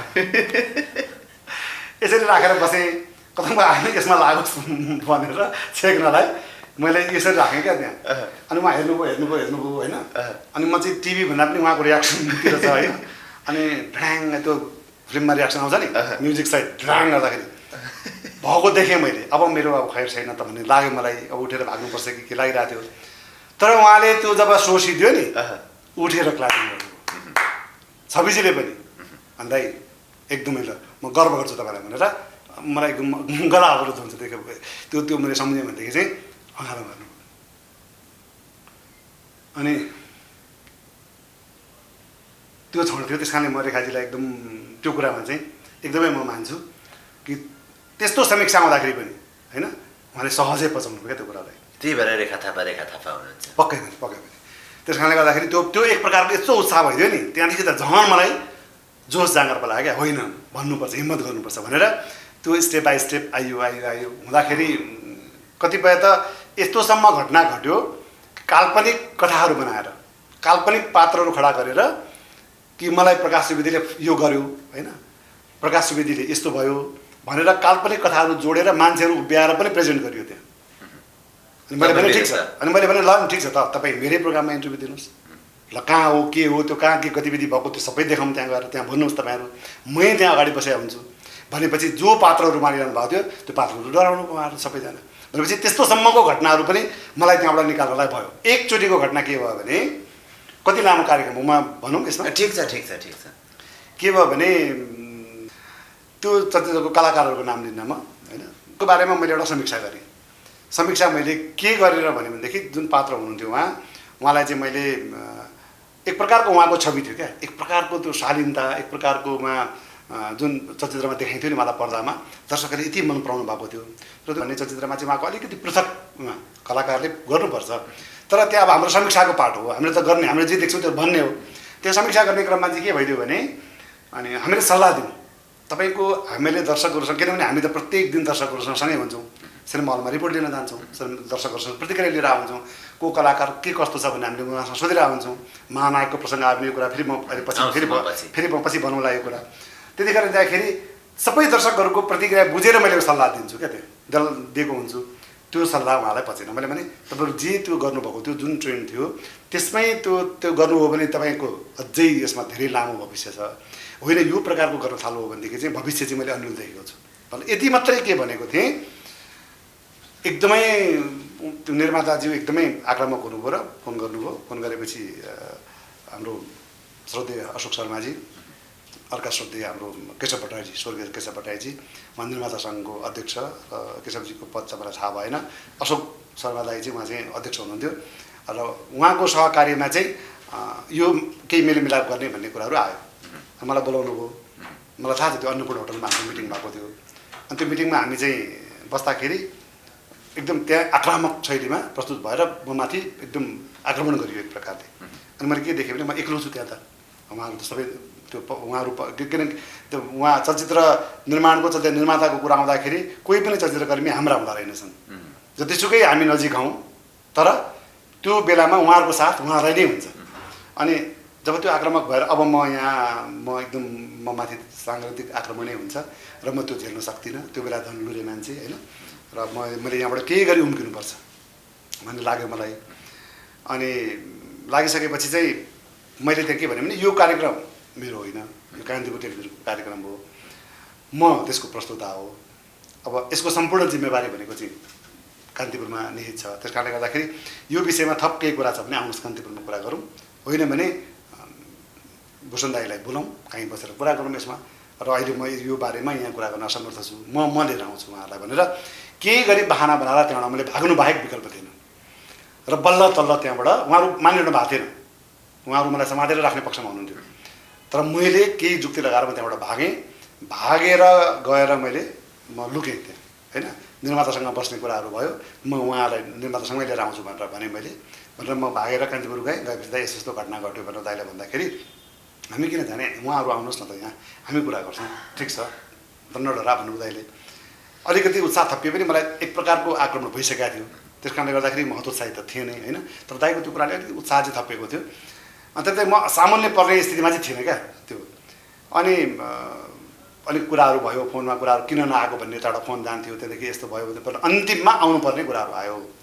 र जुन बेलासम्म चाहिँ म त्यहाँ बसेँ त्यो बेलासम्म उहाँहरू आउनु भएको थिएन। र यो बिचमा मलाई एउटा फोन आयो। फोनमा के भन्यो भने दाइ तपाईँलाई चाहिँ कालो मोसो पहिला दल्ने यहाँ ब्याट्रीको धुलो चाहिँ तयार पारिएको छ र तपाईँलाई चाहिँ कालो मोसो दिने योजना छ। अनि अब दाइ बस्ने कि त्यहाँबाट निस्किने तपाईँ आफै विचार गर्नुहोस्, मैले तपाईँलाई जानकारी गराएको भनेर एकजना चलचित्रकर्मीले मलाई त्यहाँबाट जानकारी गराउनु हो। किनभने चलचित्रकर्मीमा त हाम्रो पनि त राम्रै सम्बन्ध थियो, कोही न कोही त मेरा शुभचिन्तक हुनुहुन्थ्यो नि होइन। अनि भनिसकेपछि अनि म डराएपछि अनि उहाँले अब भरे पोदिनु होला, अनि भरे सरी भन्नु होला, अनि एक प्रकारको त ऊ हुने भयो नि, एक प्रकारको मलाई त म हतोत्साही हुने भएँ, चलचित्र पत्रकारिताप्रति नै वितृष्णा हुने भयो मलाई होइन। त्यस कारणले गर्दाखेरि मैले त्यहाँ बस्न उचित ठानिनँ र उहाँहरू त्यो पिरियडमा आउनुभएको भए चाहिँ जम्का भेट हुन्थ्यो होला। तर म चाहिँ निस्केँ, नभनिकन निस्केँ। भूषण दाईहरू बस्नुभयो, टिम बस्यो अरू त्यहाँ कान्तिपुरको उहाँहरू। अनि म घर पुगेर पनि खाना खाइसकेपछि चाहिँ लगभग 8 बजिसकेको थियो, त्यतिखेर फोन आयो घरको ल्यान्डलाइनमा। फोन आइसकेपछि अनि आउनु पऱ्यो भनेर फोन आयो कान्तिपुरबाट, रिसेप्सनबाट। अनि फोन आएपछि मैले आउनु मिल्दैन र त्यहाँ यस्तो घटना छ भनेपछि अनि म यो दाइलाई जानकारी गराएर फेरि म फोन गर्छु भन्नुभयो त्यहाँ साथीले। अनि एकछिन फेरि फोन आयो, होइन दाइहरू एकदम हुनुहुन्छ, नडरायो हुन्छ आयो हुन्छ भन्ने टाइपको चाहिँ उहाँले फेरि अनुरोध गर्नुभयो। गरेपछि तर मलाई जल्दी सम्झेँ क्या, त्यो जाने बित्तिकै त्यो आक्रमण भइहाल्ला। अनि यो कुराहरू उहाँहरू त्यतिमा म जितेँ भनेर चाहिँ सब निस्किनु होला, अनि यो कुराको छिनोपानो पनि हुँदैन, त्यस कारणले गर्दा मैले जानु उचित हुँदैन भने मेरो ब्रह्मले भन्यो र म चाहिँ गइनँ। अनि मैले फोन पनि उठाएर राख्थेँ र म सुतेँ। त निन्द्रा कहाँ लाग्छ र होइन। सुतिसकेपछि 11 बजी छटपट भयो, अब के भयो होला त्यहाँ कुरा के भयो होला भन्ने भयो। अनि 11 बजे राति मैले भूषण दाईलाई फोन गरेँ त्यहाँबाट। अनि प्रकाश तिमी किन नआएको, तिमी आएको भए तिम्रो पक्षमा हामी निर्णय गर्न सक्थ्यौँ होला, तर तिमी नआएकोले गर्दाखेरि तिम्रो गल्ती कमजोरी देखियो त्यहाँ।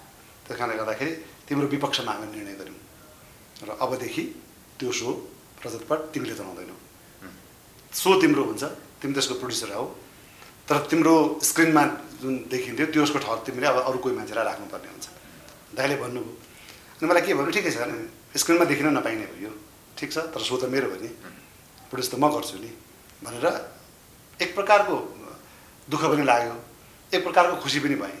रातभरि नै लागेन मलाई त्यहाँ, लागेन। अनि दाइको त्यतिखेर कागबिनी फिल्म चाहिँ सायद चलिरहेको हुनुपर्छ र अझै यसमा पनि कागबिनी भनेको जोड्न चाहेँ। भूषण दाई हाम्रो त्यहाँ त्यतिखेर कार्यकारी निर्माता कान्तिपुरको, मेरो हाकिम होइन, मेरो त गुरु। फेरि उहाँले चलचित्र बनाउनु भएको, त्यो चलचित्रको समीक्षा मैले गरेँ त्यहाँ त्यही टेलिभिजनमा जहाँ चाहिँ भूषण दाई हाकिम हुनुहुन्छ होइन, गरेँ र मनमा लागेको कुरा मैले भनिसकेपछि दोस्रो उदाहरण है यो चाहिँ फेरि रेखा थापाजी पछाडिको अर्को उदाहरण चाहिँ। अनि यो प्रसङ्ग मेरो अन्त जान सक्छ, भाइको अहिलेको प्रश्न मलाई कन्टिन्यू गरेर याद दिलाइदिनु होला। अनि म अनिवार्य गयो कार्यक्रम त होइन, अनिवार्य भइसकेपछि अब म डराएँ क्या, अब भोलि कसरी फेस गर्ने।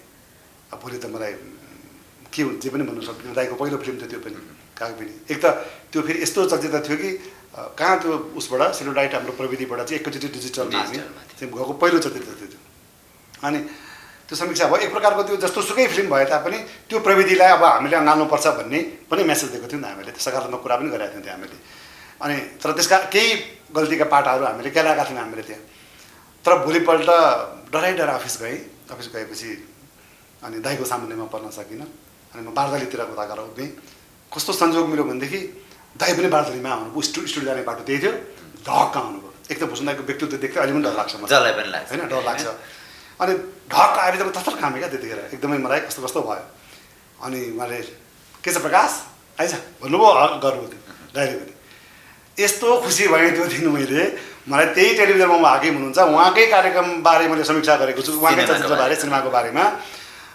र दाइले त्यसरी मलाई अँगालो मारेपछि होइन त्यही भएर म गुरु भन्छु उहाँलाई अनि भनेपछि होइन अब त झन् यसमा लाग्नुपर्छ भन्ने भयो र अघिको प्रसङ्ग अनि त्यो भइसकेपछि के चाहिँ सहमति भएर चाहिँ उहाँहरू चाहिँ बिदा हुनुभएको रहेछ रातिको 9 बजी उहाँहरू जानुभएको रहेछ ल ठिक छ अब यो भयो अब तपाईँहरूको माग के त भन्दाखेरि प्रकाश सुवेदी त्यो कार्यक्रममा हुनु हुँदैन भनेको रहेछ कोही एउटा निर्माताले भन्न पाउँछ र समूह जानुभएको थियो 40 जनाको ग्रुप भएको थियो त्यहाँ निर्माता सङ्घको पुरै डेलिगेसन गएको थियो राति त्यसमा सबै कलाकार पनि हुनुहुन्थ्यो निर्माता हुनुहुन्थ्यो निर्देशक हुनुहुन्थ्यो धेरै हुनुहुन्थ्यो अनि त्यो निर्णय भएर ल हुँदैन उसले सो चलाउँदैन तपाईँहरू ढुक्क भएर जानुहोस् भनेपछि उहाँले के बुझ्नु भएछ भने प्रकाश सुवेदी निकाल्यो भने बुझ्नुभयो दाइले मलाई सो तेरै हो तँ चाहिँ देखिन पाउँदैनस् भनेर मलाई आदेश गर्नुको राति होइन अनि तर के भएको थियो भने यो जुन हाम्रो मिटिङ भएको छ यो चाहिँ यही कम्पाउन्डमा सीमित हुनुपर्छ यहाँदेखि बाहिर यसको चाहिँ प्रचारबाजी हुनु हुँदैन हामी पनि गर्दैनौँ तपाईँहरू पनि नगर्नु होला र यो तपाईँले भनेको कुरा म यो निर्णय लागू गर्छु भनेपछि हुन्छ ल भन्ने कुराहरू भयो तर चलचित्रकर्मीहरू हुनुहुन्छ उहाँहरू त त्यो गेटबाट निस्केपछि त या हु हुनुभएको छ उहाँ निकालियो प्रकाश सुवेदी रहेछ अब यस्तो समीक्षा कहिले पनि आउँदैन भनेर खुसी हुँदै जानुपर्छ राति त्यो 9 बजे गएर भयङ्कर ठुलो पार्टी गर्नुभएछ एउटा प्रकाश सुवेदी निकाल्दाखेरि पार्टी गर्नुभएछ मानिसहरूको कुनै ठाउँमा मैले पछि रिपोर्ट पाएँ तर यो के सहमति थियो भनेदेखि चाहिँ यो कुरा कान्तिपुरमा सीमित रहने यही कम्पाउन्डमा सीमित रहने बाहिर हल्ला नगर्ने कुरा थियो तर यो बाहिर छताछुल्लो हल्ला गर्ने काम चलचित्रकर्मीहरूले गर्नुभयो त्यस कारणले उहाँले यो नियम मान्नु भएन भने त्यो दिन गरेका नियम कान्तिपुरले मात्रै मान्नुपर्छ भन्ने जरुरी ठानेन र फेरि कान्तिपुरले फेरि प्रकाश सुवेदीजीलाई यही कार्यक्रममा चाहिँ फेरि उहाँलाई नै अगाडि सारेको छ म प्रकाश दाइले आदरणीय प्रकाश दाइलाई चाहिँ म कार्यक्रममा स्वागत गर्न चाहन्छु वेलकम प्रकाश दाइ भनेर बोलाउने हात मिलाउने ह्यान्डओभर गर्ने उहाँ आउट हुने म प्रोग्राम चलाउने त्यो प्रकारको डिजाइन भयो यात्रा त्यसरी अगाडि बढ्दै गएर आजसम्म आइपुग्दाखेरि अनि आज पर्यन्त पनि आउँछ कुराहरू जस्तै अहिलेकै कुराहरूमा पनि अहिले जुन कुराहरू आयो त्यही कुरामा पनि धेरैतिरबाट दबाब आयो धेरैतिरबाट चाहिँ विरोधहरू भए चलचित्रकर्मीहरूबाट त्यो त्यतिखेरको पिरियड आजभन्दा 14 वर्ष अगाडि मैले जुन भोगिरहेको थिएँ आज पर्यन्त पनि म त्यही भोगिरहेको छु र यही भएर म भन्दैछु हामी सबैजना अहिले प्रशिक्षार्थी हौँ क्या अहिले पनि म सिकिरहेकै छु अहिले पनि मेरो भोगाइ त्यही छ कहीँ अन्तर भएको छैन त्यति हो कि म अहिले बुढो भएको छु रजत पदबाट अङ्कल भइसकेको रजत पद र यो बारेमा एकदमै लामो खुलेर तपाईँले भोगेका कुराहरू भनिदिनु भयो धेरै धन्यवाद अब चाहिँ यति धेरै भूमिका पनि नबाँधिकन जवाफ दिउँ होला प्रकाश सुवेदी दिनभरि तिनै मान्छेहरूसँग बसेर कफी खान्थ्यो तिनकै तारिफ गर्थ्यो बेलुका तिनकै कुरा काट्थ्यो कार्यक्रममा भन्ने आरोप छ रजत पदमा अनि त्यो त राम्रो कुरा हो नि होइन अगाडि चाहिँ तारिफ गरिदिने रे कार्यक्रममा गएर चाहिँ कुरा काट्दिनु त्यही त मैले सुरुमै भने त हाम्रो प्रोफेसन र रिलेसन अलग कुरा हो नि त किनभने हामीहरूले जस्तै यो काटिदिएको भए हुन्थ्यो भन्ने अहिले जुन कुराहरू आइरहेछ नि यदि चाहिँ प्रकाश मान्दिनँ म फेरि होइन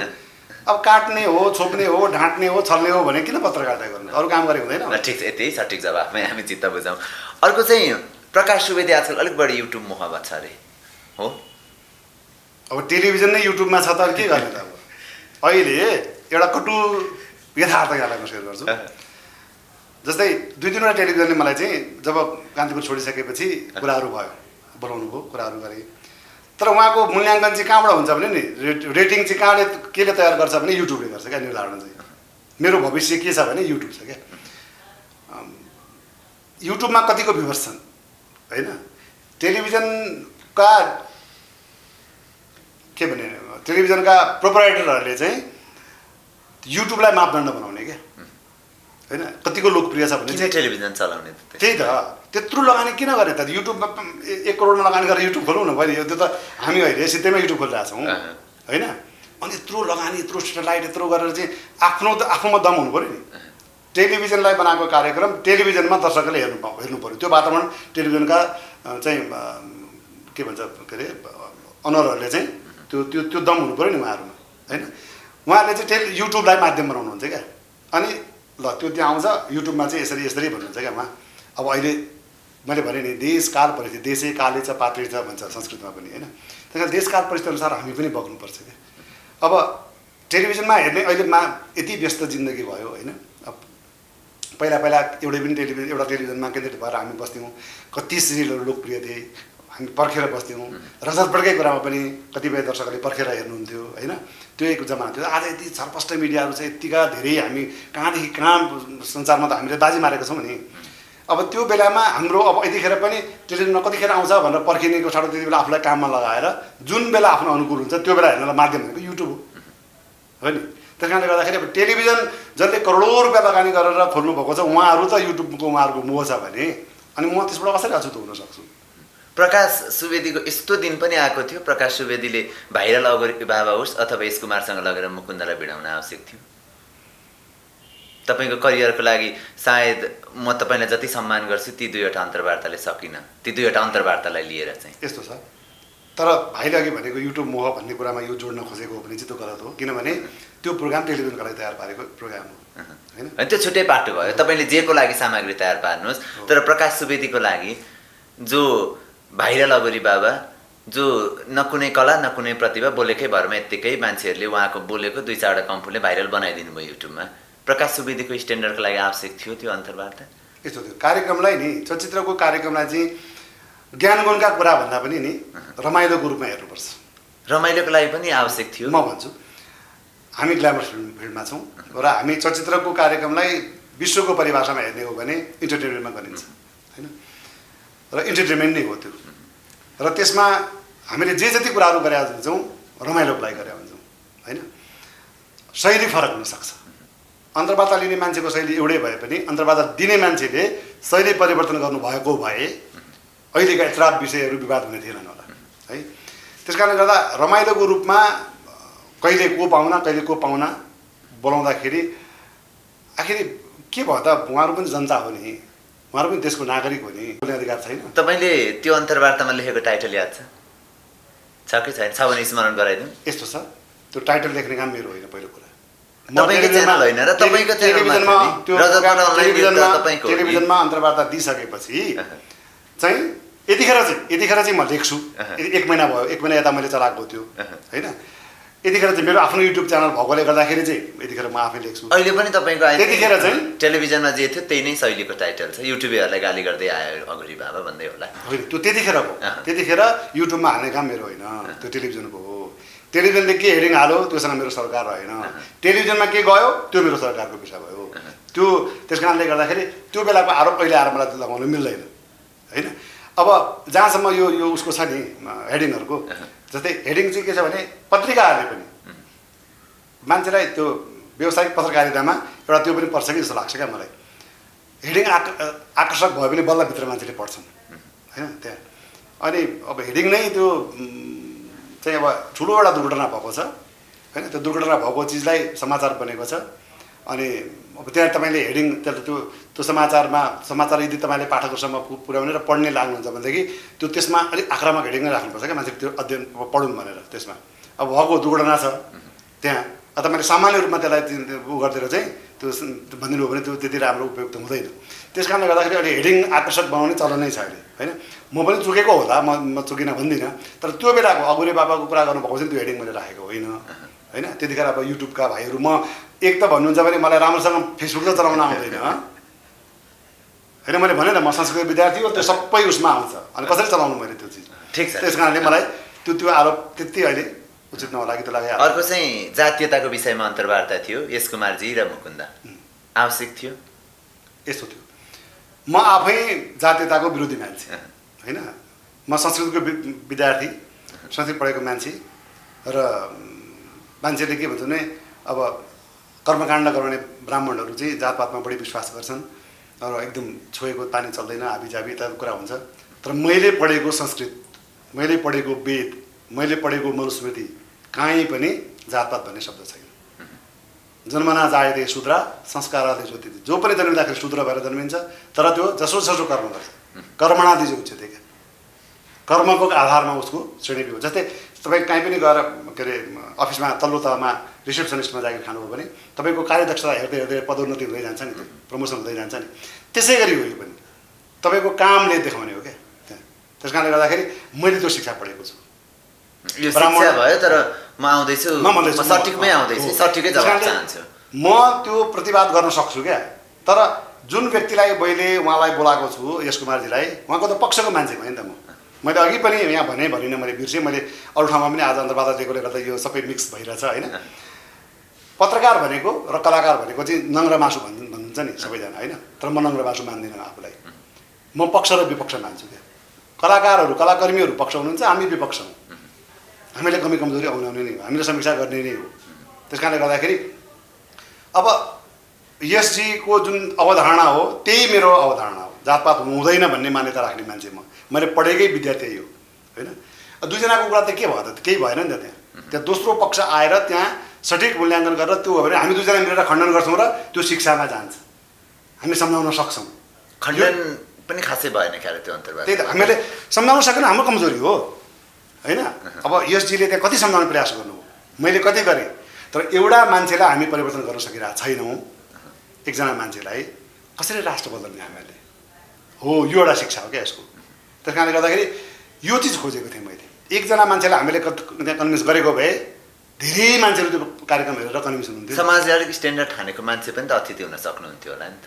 यस्तो छ, कहिले पनि कसैलाई अवमूल्यन गर्नु हुँदैन हेर्नुहोस् होइन। हाम्रा चलचित्र कर्मीहरू सबै बराबर हुनुहुन्छ हो। कोही आफ्नो कार्यदक्षताका आधारमा नम्बर 1 बन्नुभयो होला, हामीले नै त्यसको निर्धारण गऱ्यौँ होला होइन। तर कामको प्रकृति हेर्नुहोस् न, सबैको एउटै होइन होइन। क्यामेराम्यान पनि त सबैजना क्यामेरा चलाउनुहुन्छ। अब हामी एकजनालाई भयङ्कर राम्रो क्यामेराम्यान भन्छौँ, अर्कोलाई के भन्छौँ, तर उहाँको काम हेर्दाखेरि त सब बराबर हो नि त काम त। तपाईँ अन्तर्वार्ता लिनुहुन्छ, म अन्तर्वार्ता लिन्छु, मेरो छोरा जस्तो मान्छेको उमेरको मान्छे तपाईँ, तर आज हामी बराबरीमा छौँ नि। त्यस कारणले कहिले पनि कसैलाई अवमूल्यन गर्नु हुँदैन क्या। देशको नागरिक हुनुहुन्छ उहाँहरू, उहाँलाई पनि बोल्ने अधिकार छ, उहाँलाई पनि समीक्षा गर्ने अधिकार छ। र जुन सन्देश दिनको लागि हामीले कार्यक्रम डिजाइन गरेका थियौँ त्यो सन्देश दिन सकिएन होला, हामीले एकजनालाई कन्भिन्स गर्न सकेनौँ हामीले, अनि हामी अरू एउटा कसरी कन्भिन्स गर्न सक्छौँ। त्यस कारणले हामीले अब घर घरमा यो कन्भिन्स गर्न जरुरी छ, यो सन्देश जानु पऱ्यो नि त्यहाँ। त्यस कारणले ठिक छ, त्यो सन्देश पुगेन त्यो हेर्ने दर्शक श्रोताहरूले निर्गल गर्नुभयो होला। अब लामो पनि कार्यक्रम हुँदैछ, तपाईँले पनि भन्दै हुनुहुन्छ अघिबाट होइन। तपाईँ सर्वाधिक विवादमा मुछिएको महानायक केस पछिल्लो समयमा आएर म कहीँ कतै केही प्रश्नहरू औँल्याइन, आफूले आफैलाई यो विवादमा पर्दाखेरि कसरी मूल्याङ्कन गर्नुभयो, के सोच्नुभयो, के जवाफ पाउनुभयो? यस्तो छ क्या, यो वास्तवमा यो विषय उठान अब अहिले मलाई जसरी आरोप लागिए तापनि त्यो उठान मबाट भएको होइन। र जसरी तपाईँले बनाइदिएको महानायक भनेर जुन प्रकारको मलाई त्यो बनिन्छ त्यो पनि होइन होइन। तपाईँलाई मैले बनाएको भन्नुभयो त अर्को एउटा कार्यक्रममा, मेरै रजत पटको कतिौँ उसमा मैले घोषणा गरेको भन्नुभएको थियो त। माध्यममा भनेको छु, भाइले एकचोटि हेर्नुहोस् न होइन। त्यो चिजको माध्यम मात्र बनेको भनेको छु मैले त्यहाँ हो, अहिले पनि भन्छु त्यो त माध्यम बनेको हामी।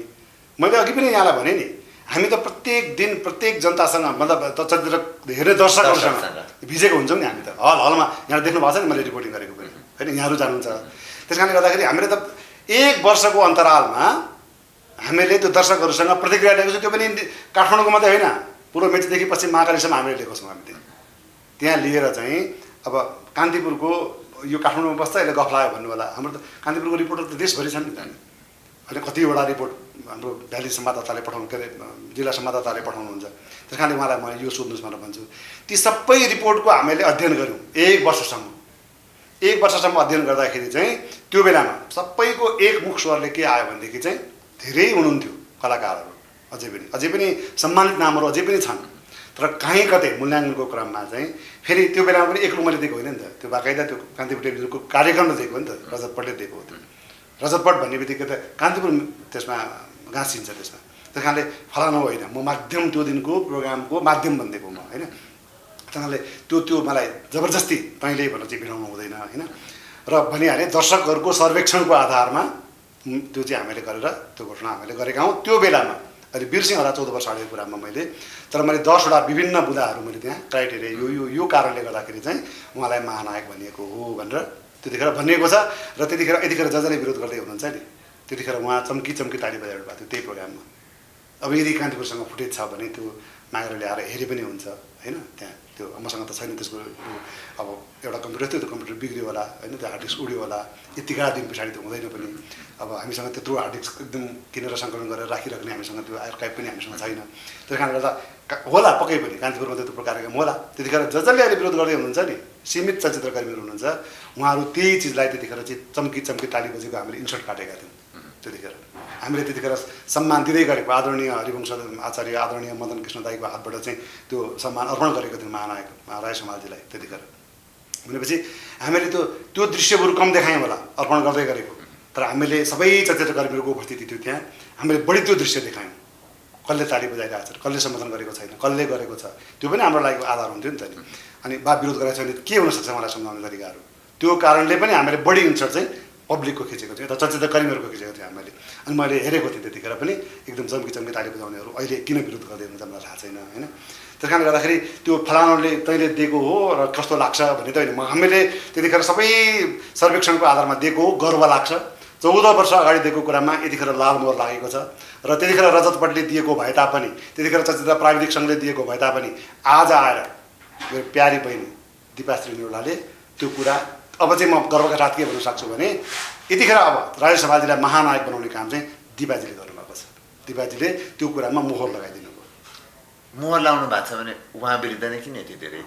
कहाँ विरोध कहिले गरेको छु मैले? तपाईँले होइन, पब्लिकले दिपाजी विरुद्ध होइन। त्यही मैले भने गाली र तालीमा त त्यो गाली र तालीको कुरा मैले व्याख्या गरिसकेँ, त्यसमा नजाउँ होइन, नजाउँ। त्यो आशीर्वाद हो, त्यो मार्गदर्शन हो, एक प्रकारको भोटिङ भयो नि त त्यो होइन। सबैको मत हामीले त्यति जतिमा अहिले आएको छ कमेन्ट त्यतिलाई मात्रै हामीले के अरे लियौँ र मूल्याङ्कन गऱ्यौँ भने त लाल मोहर लागेको हो नि त, के लागेको छैन अझै पनि शङ्का छ।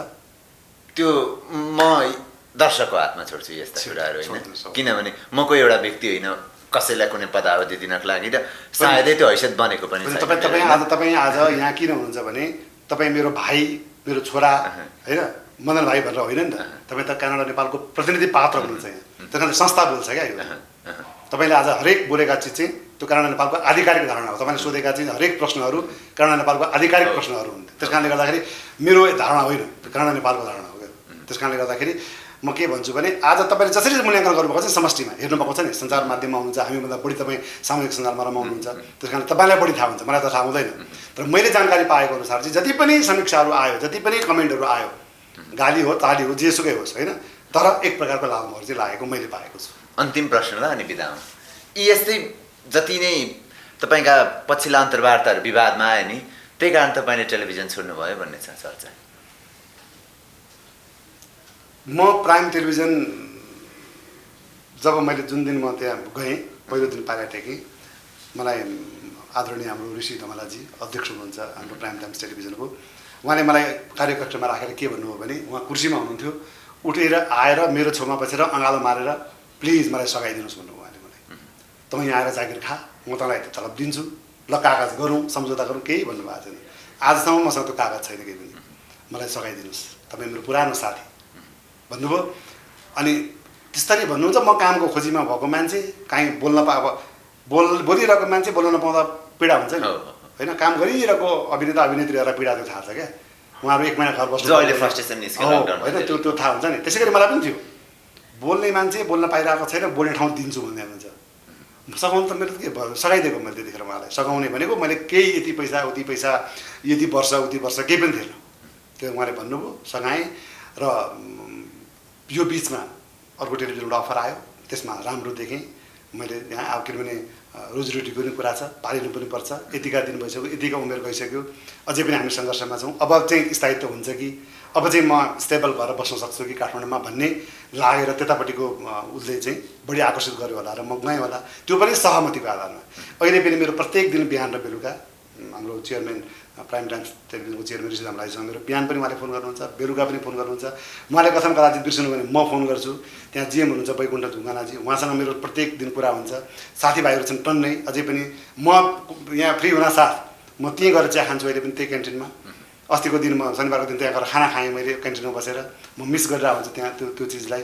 सौहार्द वातावरणमा एकदम छलफल भएर के चाहिँ सम्म भएको छ भने यदि AP1 टेलिभिजन मान्छ भने एउटा सानो प्रोग्राम, आधी घन्टाको प्रोग्राम चाहिँ यता पनि एक दिन गरौँ हामी भन्ने कुराको सहमतिका साथ तपाईँहरूले उता मिलाउनुहुन्छ भने मलाई आपत्ति छैन, म यता पनि गर्छु भन्ने सहमतिमा म त्यहाँबाट विदाई भएको मेरो सम्बन्ध सुमधुर छ। त्यस्तो केही होइन त्यहाँ। यो चाहिँ संजोग क्या, के कराउनु के हराउनु भन्ने हुन्छ नि। त्यस कारणले गर्दाखेरि अहिले हेर्दाखेरि यस्तो यस्तो कन्ट्रोभर्सी आयो, त्यस कारणले गर्दाखेरि चाहिँ यो निस्केर उता गयो भन्ने पर्ला, बिल्कुलै होइन। एकदमै आपसी छलफल, आपसी सहमति, आपसी भाइचारा, सौहार्दपूर्ण, एकदम हार्दिकताका साथ। कोरोनाको कारणले गर्दा गला मात्रै मिलिएन, हात मात्रै मिलाइएन होइन, बिल्कुल नमस्कार गरेर त्यसरी म चाहिँ बिदाबारी भएर अहिले गरेको छु। के थाहा होइन, अब यहाँ मैले एक वर्षको एग्रिमेन्ट गरेको छु, मैले यहाँ 52 भागको एग्रिमेन्ट गरेको छु। 52 भाग पछाडि फेरि म 3 जान सक्छु कि के थाहा। त्यो चाहिँ मान्छे कहाँ पुग्छ त्यो समयले देखाउने बाटो हो। समय एकदम बलवान छ, समयलाई कसैले जित्न सक्दैन र समयले जहाँ बगाउँछ होइन। यो समय एक भेल हो होइन। अहिले हेर्नु न, बाढी चारैतिर बाढी आएको छ, कत्रो बाढी आएको छ, कत्रा रुखहरू बगाइरहेछ, कत्रा घरहरू बगाइरहेछ, कत्रो पहाडहरू भत्काइरहेछ होइन, पहिरोहरू खसिरहेछ पुरै उसमा।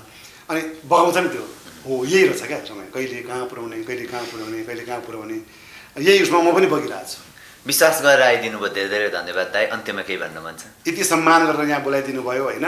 जबकि म यत्रो दिनदेखि मैले नकार्दै मैले पनि यत्रो यो कन्ट्रोभर्सी भएको बेलामा म फेरि बोल्दाखेरि यसको अनर्थ जाला लागेन होला नि तपाईँलाई कार्यक्रममा? अब त्यो त अब दर्शकहरूले कस्तो प्रतिक्रिया दिनुहुन्छ होइन। तर म चाहिँ के छु भने ठिक छ, मैले कहीँ गल्ती गरेँ होला, बोलेँ होला, मलाई एकदम तैँले यहाँ गल्ती गरिस् त मलाई भन्नुहोस्, गाली गर्नुहोस्। म त्यो तपाईँहरूको गाली चाहिँ मेरो लागि आशीर्वाद हुन्छ। म जहिले पनि यहाँ शिरमा राखेर हिँड्छु। भाइले बोलाइदिनु भयो, कारणले नेपालले सम्झ्यो, मलाई सम्मान दिनुभयो, धेरै धेरै धन्यवाद। धेरै धेरै धन्यवाद, दर्शकहरूलाई पनि धन्यवाद।